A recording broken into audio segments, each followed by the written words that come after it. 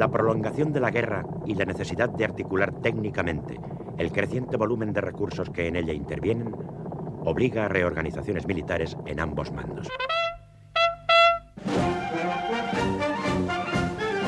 En noviembre de 1936, las autoridades republicanas deciden organizar sus fuerzas en divisiones sobre el modelo de 3 brigadas cada una. Son las llamadas brigadas mixtas, constituidas por fuerzas de todas las armas y cuerpos. A menudo, estas brigadas son simples agrupaciones de las antiguas columnas milicianas que reciben el nombre de batallón y son progresivamente estructurados.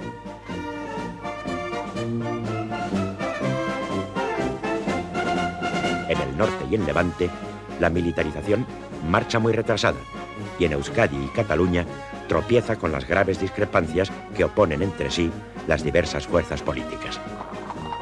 El siguiente paso consiste en la creación de cuerpos de ejército, el primero de los cuales se establece en Madrid en la Nochevieja de 1936.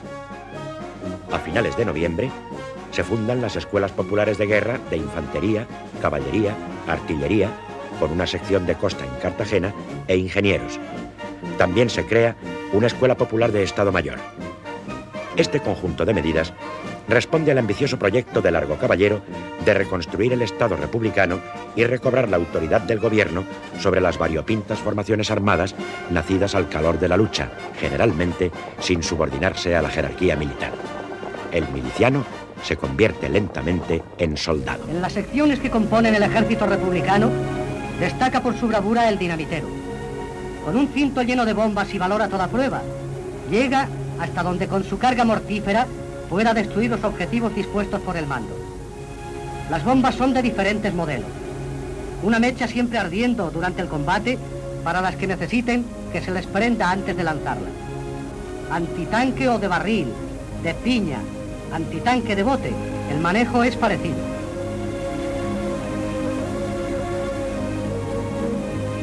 Las de palo tienen al extremo de este una contera ajustada a rosca que resguarda la mecha de cualquier imprudencia que pudiera ser fatal para los que estuvieran próximos. Se emplea para los sitios a donde con las otras no se alcanza. Cuando se trata de un golpe de mano, allá van los dinamiteros, que son siempre los encargados de llevarlos a cabo. Se surten de bombas de varias clases para emplear aquella que mejor se preste y conseguir los objetivos marcados.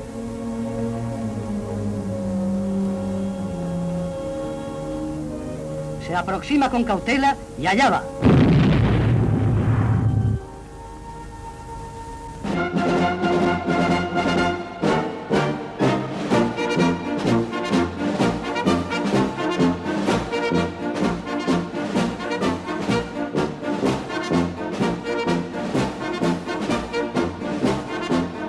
En la zona franquista se crean el 15 de diciembre las Juntas Superiores del Ejército y de la Marina, encargadas de la selección y depuración de mandos.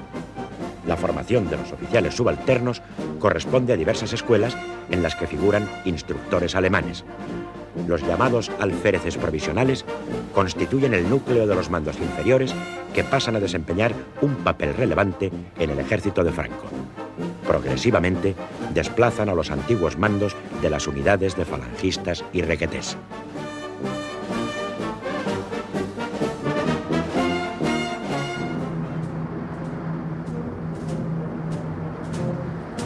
En la España sublevada, la Marina de Guerra carece inicialmente de una conducción estratégica centralizada. A mediados de agosto se designa jefe de la flota al capitán de navío Francisco Moreno, que depende del jefe del Ejército del Norte, General Mora. A sus órdenes tiene las unidades navales más importantes, los cruceros Almirante Cervera y Canarias, el acorazado España y el destructor Velasco. Los mandos de las bases del Ferrol y Cádiz actúan de forma independiente y hacen frente en sus zonas a las necesidades operativas. El 28 de octubre, Franco encarga al vicealmirante Juan Cervera Valderrama la organización y dirección del Estado Mayor de la Armada.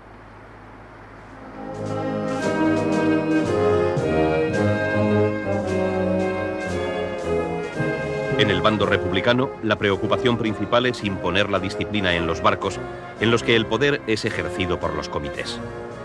La precaria coordinación se efectúa desde el crucero Libertad por el jefe de operaciones, teniente de navío Pedro Prado Mendizábal. El 19 de noviembre se crea como órgano centralizado de control político el denominado Comisario de la Flota, cuyo responsable comparte el mando con el jefe militar de la misma, capitán de corbeta Miguel Buiza. Se establece el Estado Mayor Central de las Fuerzas Navales de la República, conducto por el cual el ministro ejercerá el mando supremo. El gobierno de Valencia ha situado en el Cantábrico el destructor José Luis Díez y 2 submarinos. Existe además un conjunto de bous artillados que constituyen la llamada Flota Auxiliar de la Armada de Euskadi, cuya jefatura, bajo las órdenes del presidente Aguirre, se asigna a Joaquín Eguía. En febrero de 1937, el gobierno vasco asumirá todas las funciones marítimas y navales en su zona de responsabilidad. La situación es distinta en el Mediterráneo, donde la Marina de Guerra franquista conserva expedito el paso del estrecho e interfiere el tráfico hacia los puertos adversarios. El crucero Canarias, de gran velocidad, autonomía y potencia de tiro, realiza incursiones varias contra la costa republicana y bombardea los depósitos de petróleo de Almería y hunde o apresa varios pequeños barcos. 4 submarinos italianos patrullan por aguas españolas con oficiales de la Marina franquista que en caso de naufragio o apresamiento han de figurar como comandantes efectivos. Su misión, textualmente, es la de destruir buques de guerra afectos al gobierno marxista y destruir buques mercantes con bandera republicana o rusa. A los pocos días, los aviones de la Legión Cóndor realizan una serie de ataques sobre los puertos de Cartagena, Alicante y Málaga, contando con la cooperación de los cruceros franquistas.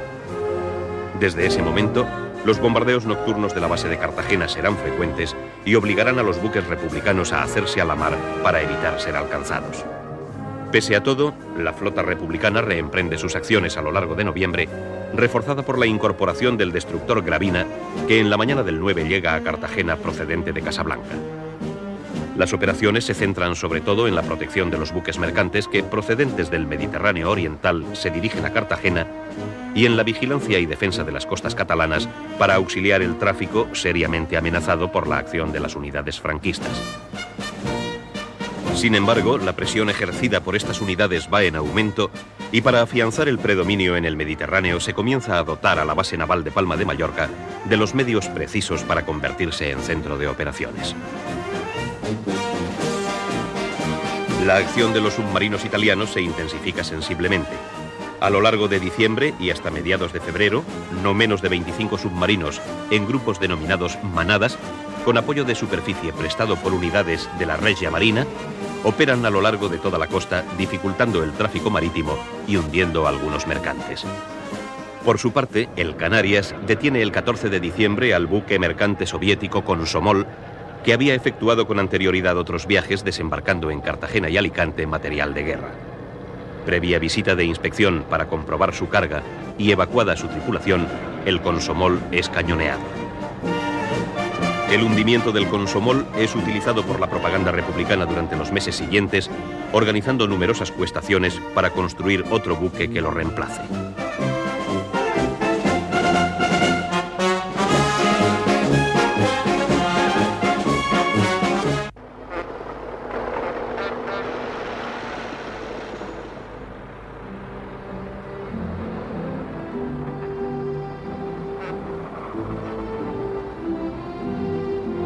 Tras el reconocimiento italo-germano del gobierno de Franco, la política de no intervención hace agua.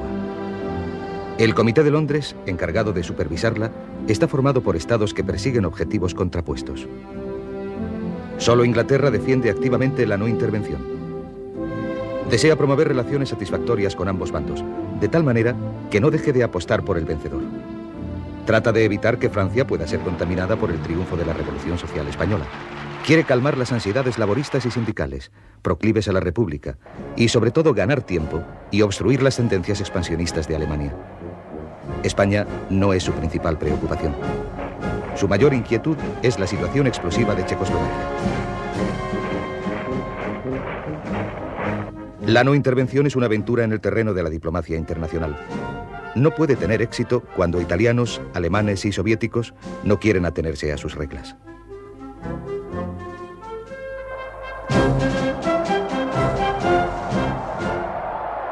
Tras el colapso de la ofensiva sobre Madrid, Mussolini decide incrementar su intervención en España.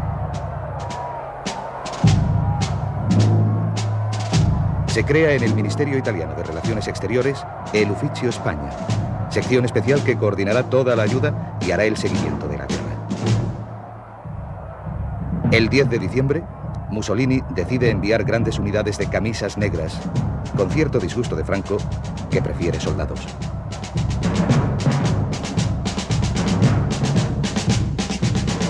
El 18 de diciembre, embarcan en Gaeta los 3.000 primeros voluntarios.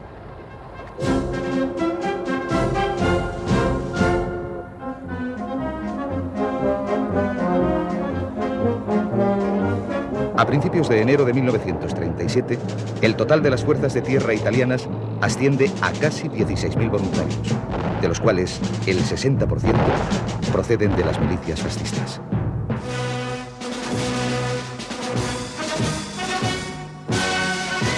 Por su parte, Berlín da órdenes para intensificar los transportes de material a España. Goering se desplaza a Roma y plantea la coordinación de la ayuda.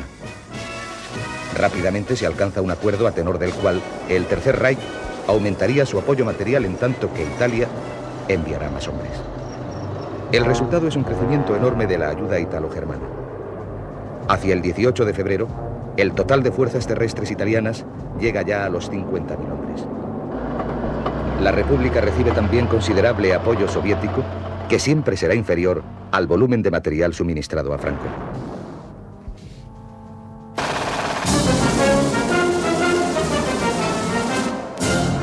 El mercado de armas norteamericano se hace inaccesible cuando los Estados Unidos deciden pasar a una situación de embargo legal a partir de enero de 1937. Es otro golpe para la República.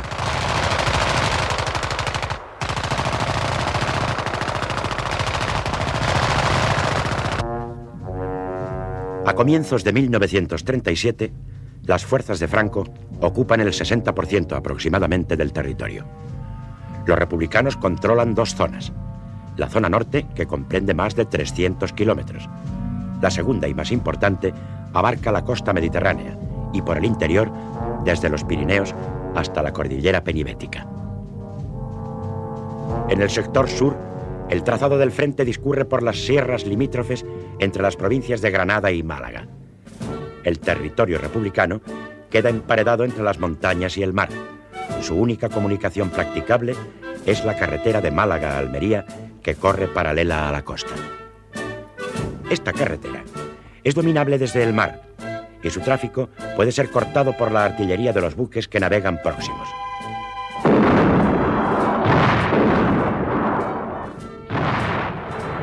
Entre el 14 y el 29 de enero de 1937, Queipo de Llano realiza una ofensiva preliminar para llevar sus tropas hasta Marbella y hasta Alhama. Sitúa su puesto de mando a bordo del crucero Canarias.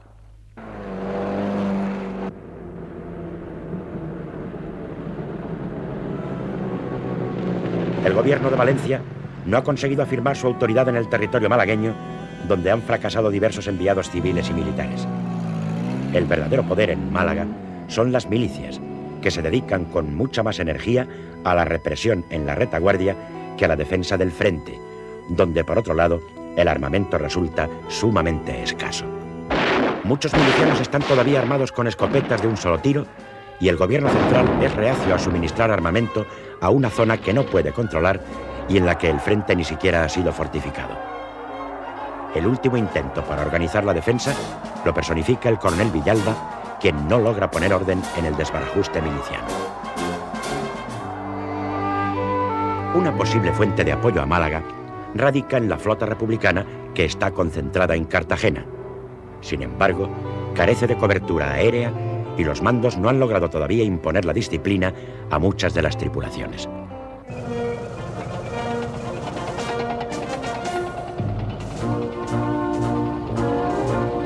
A mediados de enero de 1937, el comandante en jefe de las tropas italianas en España, general Mario Roatta, sugiere emplearlas en un ataque contra Málaga. La ciudad se halla cerca del punto de desembarque italiano en Cádiz. El tiempo es favorable para la ofensiva.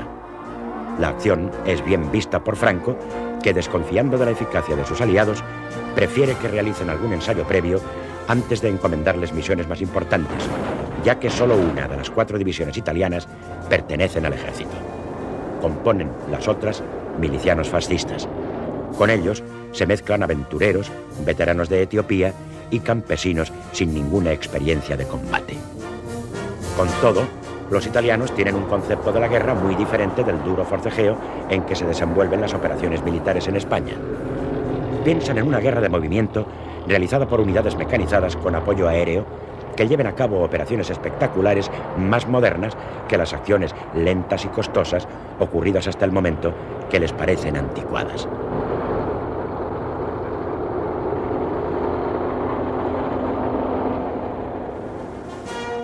Mussolini desea capitalizar los esperados éxitos militares de sus voluntarios para acrecentar su gloria, la del fascismo y la de Italia. Cuenta con estas bazas para aumentar su nivel de influencia en España y reforzar su papel en la escena internacional. Sobre Málaga se va a actuar en 3 direcciones. Una fuerza mandada por el coronel Borbón, duque de Sevilla, marchará por la costa. Las unidades italianas caerán desde las sierras, partiendo de Antequera y de Loja.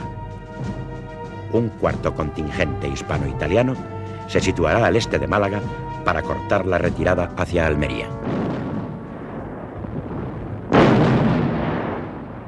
La gran ofensiva tiene lugar el 5 de febrero. Son un total de 13 batallones al mando de Roata, con carros de combate, artillería y demás elementos motorizados, y con una cobertura aérea italiana de 40 aviones. Los atacantes consiguen romper el frente por varios puntos.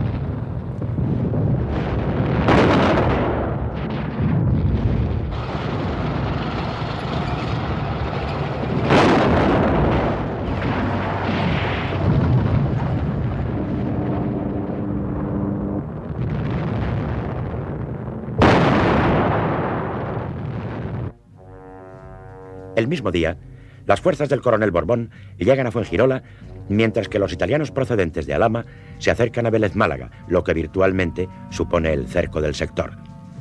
Tardíamente, el gobierno quiere ayudar a los desmoralizados defensores. Desde Almería son enviados 2 batallones que tratan de detener sin éxito el avance enemigo. A última hora, se decide la evacuación de Málaga y una retirada general, evitando así que los efectivos republicanos de la zona caigan íntegramente en poder de las tropas franquistas. Los habitantes de los pueblos huyen en masa. Los discursos y las prácticas de terror de Queipo de Llano provocan el pánico. Las tropas franquistas se dedican a las llamadas operaciones de limpieza y pacificación. Moros, falangistas, legionarios, requetés e italianos avanzan sin encontrar oposición.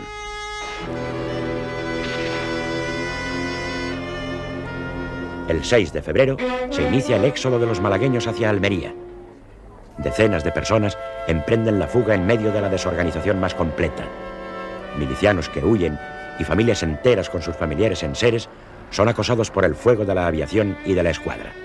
La abarrotada carretera queda sembrada de cadáveres.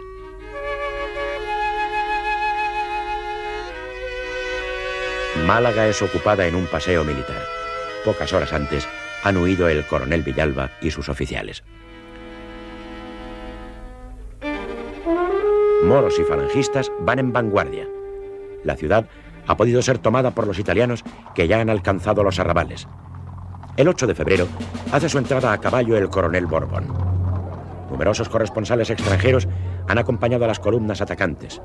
El portavoz de las fuerzas ocupantes, Luis Bolín, manifiesta ante las cámaras: acabamos de entrar en Málaga tras el victorioso, sorprendente y rápido avance de las tropas de Franco. Continuaremos a lo largo de la ciudad y les mostraré lo que aquí ha sucedido.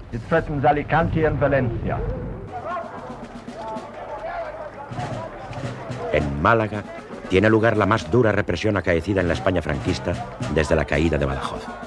Al terror sembrado por los milicianos durante el dominio republicano, sigue la dura represión de las tropas vencedoras.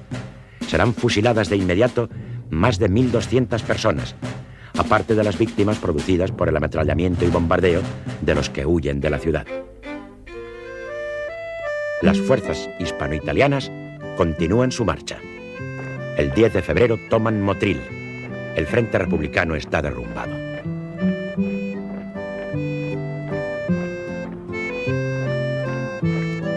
Sin embargo, Franco ordena detener el avance. Quiere utilizar todos los elementos de que dispone e inmoviliza el frente andaluz para extraer fuerzas con destino al centro. A Queipo se le prohíbe seguir avanzando. Después de Málaga, su estrella declina. Mantendrá su virreinato en Andalucía, pero no podrá cosechar más triunfos bélicos. Franco limita sus movimientos y acabará prohibiéndole las célebres charlas radiofónicas que tanto impacto causaban.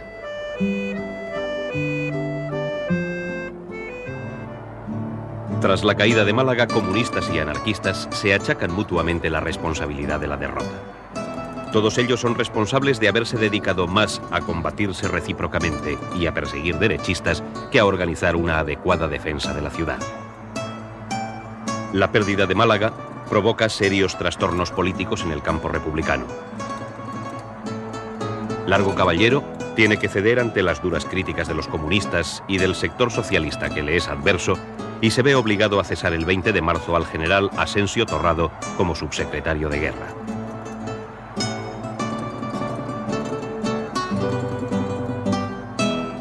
La principal consecuencia política de la ocupación de la ciudad andaluza es la erosión que sufre el gobierno Largo Caballero, que a partir de ese momento presenta síntomas de quebranto. Hay también una consecuencia demográfica. Las masas de refugiados malagueños se dirigen hasta el norte del territorio republicano y se esparcen por todo él. Crean problemas adicionales de alojamiento y presionan sobre los recursos alimenticios de la zona.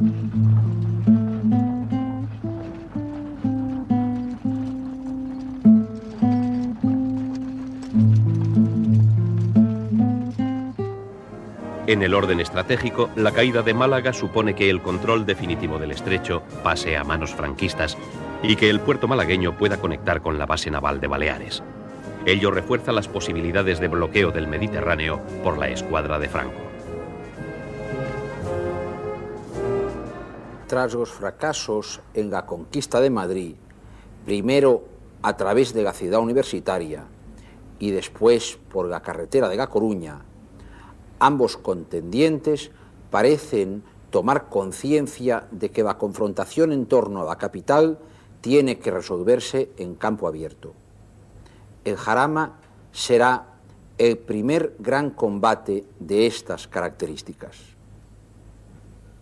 Los republicanos planean atacar hacia el oeste para interrumpir las comunicaciones del ejército franquista entre Toledo y Madrid. Sus enemigos preparan una ofensiva en sentido contrario a fin de cortar la carretera entre Madrid y Valencia.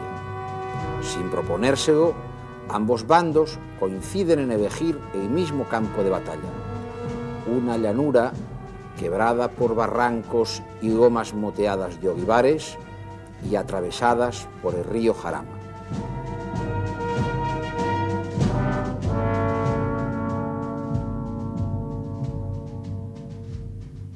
El general Orgaz dirige la operación que García Baliño llevará a cabo con unos 25.000 hombres. La infantería está formada mayoritariamente por tropas africanas. Dispone de 2 brigadas, una importante masa artillera, carros de combate y una buena cobertura aérea con participación de la Legión Cóndor, que se encarga de apoyar sus movimientos. Llueve. El río se hace infranqueable y los republicanos instalan, entre tanto, en la zona, brigadas de reclutas en proceso de organización.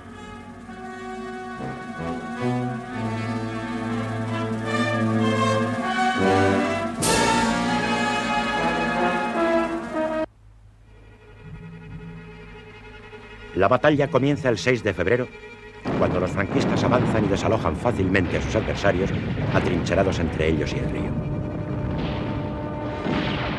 Mientras, el Estado Mayor republicano duda. Quizás se trata de un ataque de distracción para enmascarar un nuevo intento de tomar Madrid. Cautamente envían algunas reservas con ánimo de fijar el avance enemigo.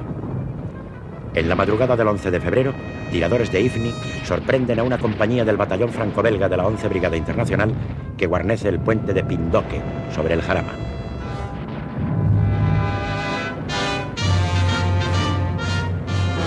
A pesar de que los republicanos vuelan parcialmente el puente y la artillería hace fuego, la caballería e infantería atacantes cruzan el río y se extienden por la llanura.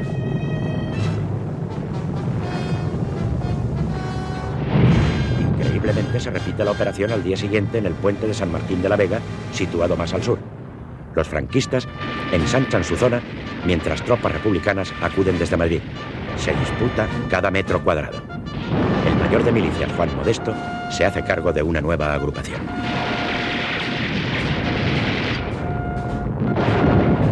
La batalla es un choque frontal y directo, planteado y conducido por ambos bandos con poca imaginación. Rápidamente se convierte en una escalada de medios de combate con gran desgaste de material y de hombres. Ambos contendientes emplean la aviación, aunque con diferentes tácticas. A los precisos bombardeos de la Legión Cóndor, claramente ofensivos, se opone la acción defensiva de los aparatos de caza de la Gloriosa, nombre que los republicanos dan a su aviación.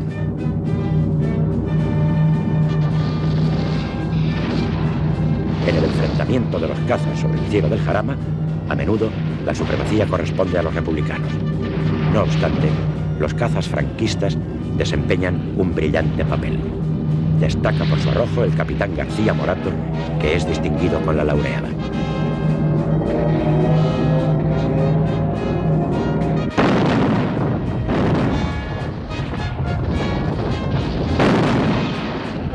La artillería aumenta continuamente sus efectivos y mejora sus técnicas.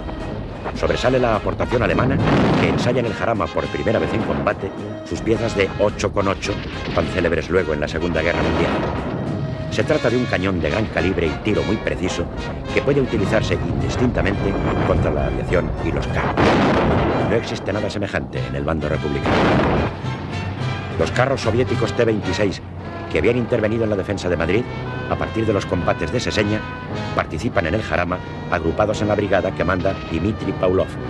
Muchos de los carristas son soviéticos, aunque también los hay antiguos conductores de taxis madrileños. Estos carros son muy superiores a los italianos y alemanes por su mayor peso, blindaje y armamento. Sus acciones desbaratan frecuentemente los ataques franquistas. El día 15 de febrero se ha concentrado en el Jarama gran número de fuerzas republicanas y el general Miaja, con su jefe de Estado Mayor, Coronel Rojo, toman el mando supremo. El gobierno soluciona así las diferencias surgidas entre los generales Pozas y Miaja. Poco a poco, todos los esfuerzos se centran en el dominio del Pingarrón, pequeño cerro de unos 200 metros sobre la vega del Jarama, que domina la única carretera transversal de la zona y es la clave para sostener la cabeza de puente franquista. En una serie de combates en los que el armamento y el empleo de los materiales se han hecho cada vez más importantes, en los que la artillería, la aviación y los carros han irrumpido arrolladoramente con el mayor despliegue conocido hasta la fecha en España, es la lucha cuerpo a cuerpo por el Pingarrón la que acaba decidiendo la suerte de la batalla. Varias veces en pocos días se toma la posición y varias veces se pierde. Pasa de unas manos a otras, dejando el terreno sembrado de cadáveres. Son los regulares de Ceuta, mandados por el comandante Mariano Gómez Zamayoa, quienes conservan en último extremo del cerro, a pesar de haber sido muertos o heridos todos sus oficiales. Su jefe, Gómez Zamayoa, recibe 17 heridas antes de ser evacuado, heroísmo que le vale ser condecorado con la laureada.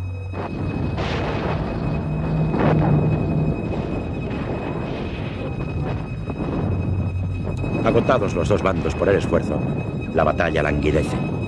La última acción es el contraataque republicano del día 18, cuyas postreras escaramuzas se mantienen hasta el 23.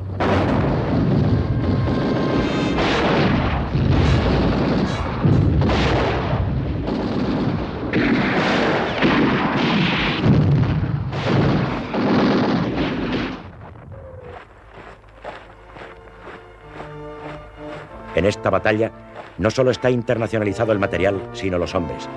En el lado republicano figuran asesores y aviadores soviéticos, mientras las brigadas internacionales asumen lo más duro del combate terrestre. Los voluntarios norteamericanos del batallón Lincoln reciben su bautismo de fuego. Se distinguen por su arrojo y combatividad. Muchos de ellos encuentran la muerte en tierra española. Una melodía popular de su país recibe una nueva letra difícilmente olvidable. Hay un valle en España llamado Jarama. Es un lugar que todos nosotros conocemos muy bien.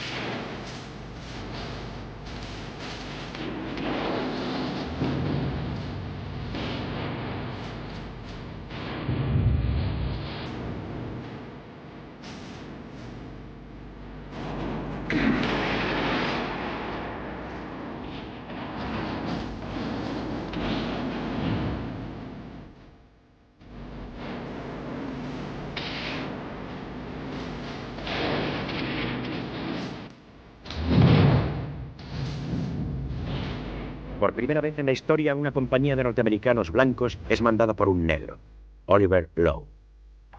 En el lado opuesto son los marroquíes, procedentes de las dos zonas del protectorado, quienes actúan como fuerza de choque. Junto a ellos pelea la Legión, en la que se encuadran los voluntarios portugueses, llamados viriatos, en tanto que la 15 bandera está formada por irlandeses reclutados por el general O'Duffy, llamados corrientemente Bandera Católica o Legión de San Patricio. En el Jarama se dan cita también, en las filas republicanas, escritores extranjeros que empuñan el fusil, como el cubano Pablo de la Torriente, muerto en la lucha. El poeta español Miguel Hernández, pronto famoso por su libro Viento del Pueblo, es otro de los combatientes republicanos. Es difícil cuantificar en esta batalla el capítulo de pérdidas, tanto de material como humanas. Estas últimas son muy numerosas. Ciertas unidades republicanas pierden la mitad de sus hombres.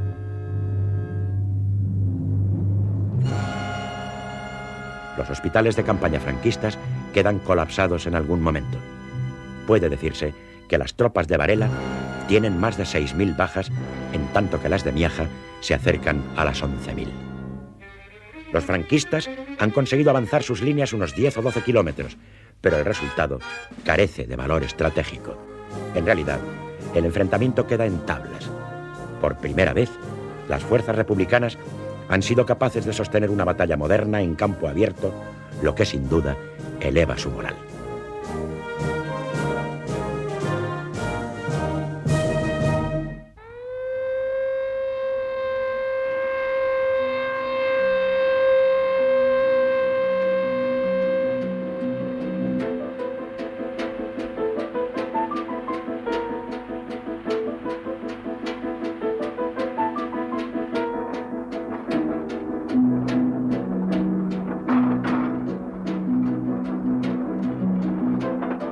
La guerra civil provoca modificaciones fundamentales en el sistema productivo de ambas zonas.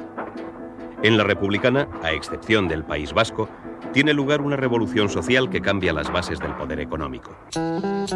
En la zona franquista, por el contrario, se reacciona contra las transformaciones sociales acometidas durante los años precedentes.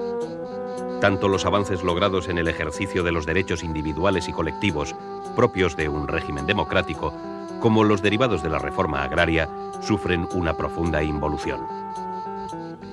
En el territorio republicano angustian desde el primer momento las cuestiones relacionadas con la continuidad productiva y con los abastecimientos. La situación va deteriorándose a partir del otoño de 1936. Los precios empiezan a elevarse. Los suministros para la industria se ven dificultados y su carencia perturba el funcionamiento del aparato industrial. La creciente pérdida del control marítimo impide el aprovisionamiento regular de las principales materias primas procedentes del extranjero. El estallido de violencia corta, por lo demás, el esquema de suministros petrolíferos, absolutamente vitales. Una quinta parte de los stocks acumulados cae de inmediato en poder de los sublevados, quienes no tardarán en controlar rápidamente importantísimas terminales marítimas. La CEPSA, desde Canarias, deja de suministrar a la zona republicana, a la que también se le anulan ciertos envíos rumanos. Las necesidades de la causa republicana habrán de ser cubiertas con exportaciones soviéticas. Ya en el segundo semestre de 1936, los suministros de esta procedencia se aproximan a los de la Texaco. En 1937 no faltará petróleo a la República, que importa un total estimado de unas 625.000 toneladas, aun cuando al año siguiente las recepciones o las adquisiciones declinarán sensiblemente. Las ventas soviéticas constituyen el principal soporte del esfuerzo republicano.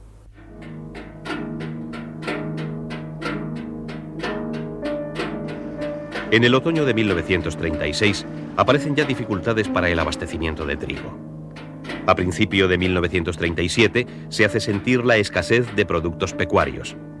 El ganado se sacrifica rápidamente y la demanda de carne se centra en el cerdo, ave y conejo. En las regiones más castigadas por la guerra y a medida que se agotan las reservas almacenadas, no tardan en faltar las patatas, el aceite, los piensos. El pan es cada vez más negro y escaso. Con el tiempo se incrementa el consumo de arroz, boniatos, nabos y muy especialmente las lentejas. Se recurre a productos inhabituales como las bellotas y el cardo borriquero. Del exterior llegan productos novedosos como la carne en lata. Aparecen las cartillas de racionamiento y los acaparadores y extraperlistas. Los campesinos ocultan sus cosechas y evitan concurrir a los mercados. En el sector industrial, los fosfatos resultan insuficientes. Las materias primas textiles se encarecen a finales de 1936. El carbón escasea. Los suministros de gasolina se hacen precarios. La recuperación de toda clase de productos de desecho se impone.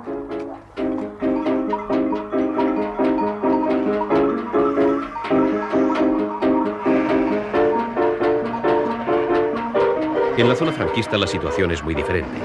La relativa importancia de recursos agrícolas facilita el habituallamiento de la población. La progresiva incorporación de territorios permite que la estructura de la producción vaya adaptándose a las nuevas necesidades. Los minerales se exportan a sus mercados habituales o se desvían hacia las potencias fascistas. Los suministros de camiones están garantizados gracias a la General Motors.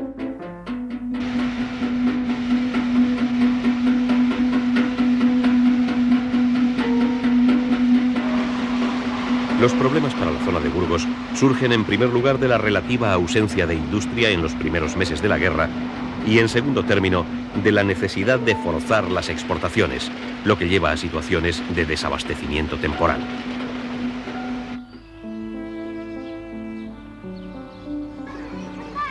Mientras que en los frentes la presencia de la muerte resulta aplastante, la vida en la retaguardia discurre por otros caminos.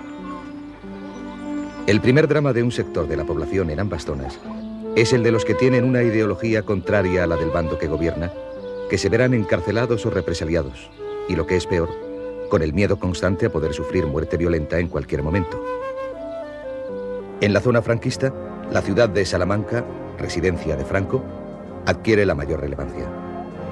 Burgos, Valladolid y Sevilla son otras de las ciudades que dan el tono vital de la Nueva España. Universitarios, clérigos e ideólogos de muy varia procedencia se esfuerzan por hacer compatibles la vieja tradición católica y la fuerza nueva del pujante fascismo. En Sevilla, Gonzalo Queipo de Llano, el llamado virrey de Andalucía, gobierna con mano de hierro, adornando su gestión con rasgos de gran señor. El cardenal Segura, recién llegado de Roma, imprime a su actuación ideas casi medievales. A pesar de la atmósfera oficial y de la retórica y grandilocuencia de los gobernantes, el pueblo llano es capaz de sobrellevar sus duras condiciones de vida a base de humor y ganas de vivir. Valladolid es otro de los grandes centros de la España del movimiento. Cultura y política, sobriedad e idealismo se entremezclan. Muchos testimonios reflejan con precisión la vitalidad de una ciudad que en muchas capas de su población vibran con un régimen que aspira a reverdecer las glorias históricas de Castilla. Allí tienen su vivero más importante la Falange y la sección femenina.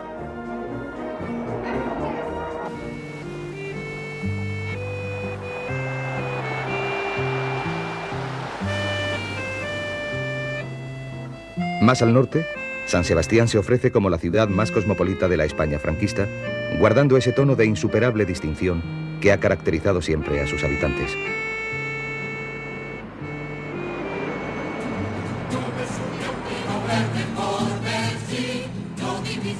En la zona republicana, al lado de Barcelona y Valencia, plenas de rebosante actividad en todo el transcurso de la contienda, será Madrid la que encarne con mayor propiedad la ciudad símbolo de los destinos de la República. Con la música de fondo de un cañonazo, no por intermitente, menos desolador, se va a la escuela, al cine, se malcome. Están repletos los espectáculos de la Gran Vía, apodada por los madrileños la Avenida de los Obuses. Pasada la efervescencia de los primeros meses, y sobre todo cuando Madrid se instala en la trágica categoría de ciudad asediada, da uno de los más altos ejemplos de dignidad y alegría dentro del drama que suponen sus duras condiciones de vida. Otros madrileños, los desafectos al Frente Popular, pasan días azarosos bajo el temor de las represalias, de las detenciones, la confiscación de sus bienes y el siempre obligado y angustioso silencio de la ocultación e incluso la clandestinidad.